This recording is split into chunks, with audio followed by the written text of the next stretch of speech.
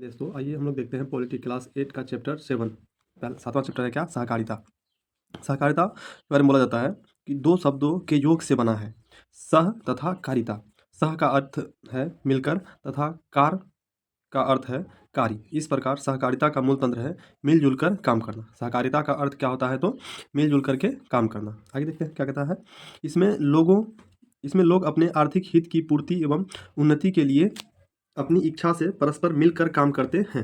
अच्छा बात कहा, क्या बोला है? इसमें लोग अपने आर्थिक हित की पूर्ति एवं उन्नति के लिए अपनी इच्छा से परस्पर मिलकर प्रयास करते हैं।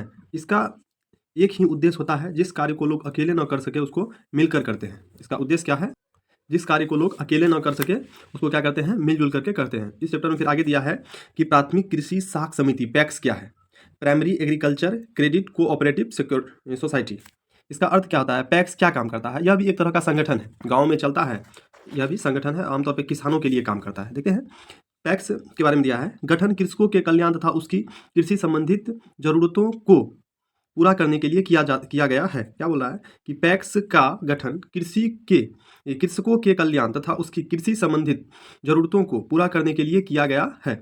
कोई भी किसान निर्धारित सदस्यता शुल्क और एक शेयर की राशि देकर इसका सदस्य बन सकता है। कोई भी सदस्य इसका सदस्य कैसे बनेगा? तो क्या बोला है?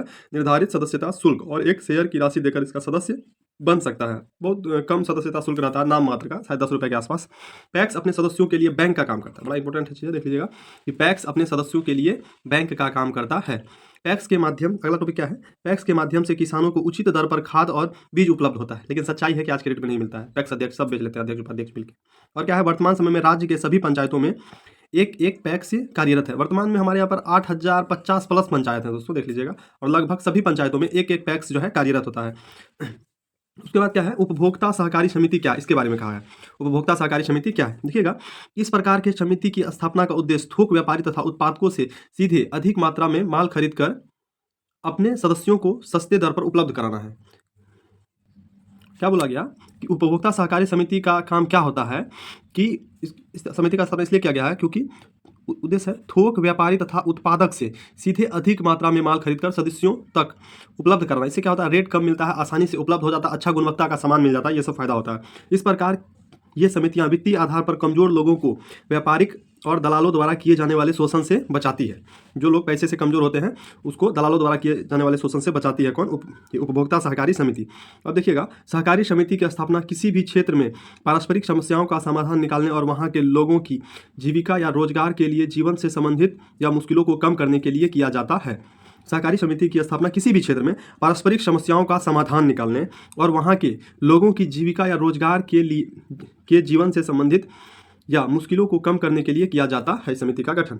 देखिए, देखते हैं सहकारी समिति के बारे में क्या बोला गया है कि इन समितियों का काम निजी व्यवसाय से अलग है। सहकारी समिति का काम निजी व्यवसाय से अलग है। इसमें व्यक्तिगत लाभ के स्थान पर सामूहिक हित पर जोर दिया जाता है। सहकारी समिति में व्यक्तिगत लाभ के स्थान पर व्यक्तिगत लाभ को नहीं देखा जाता बल्कि सामूहिक हित पर जोर दिया जाता है, सबके हित के लिए जोर दिया जाता है। सहकारी समिति के सभी सदस्यों को समान अधिकार प्राप्त होता है। जैसे लोकतंत्र में वोट देने का अधिकार समान होता है, सबको एक समान, उसी तरह सहकारी समिति में सभी सदस्यों को समान अधिकार होते हैं।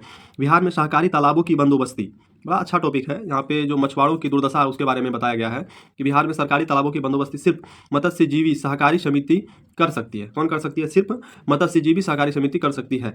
इसका उद्देश्य इससे जुड़े मत्स्य संपादकों को जीवन यापन के अवसर उपलब्ध कराना होता है। लेकिन इन समितियों में ऐसे धनी लोगों का कब्जा है जो सिर्फ जाति से मछुआरे हैं, मत्स्य उत्पादन उसका पेशा नहीं है। ये लोग अधिक लगान पर तालाबों की बंदोबस्ती कर गरीब मछुआरों का शोषण करते हैं।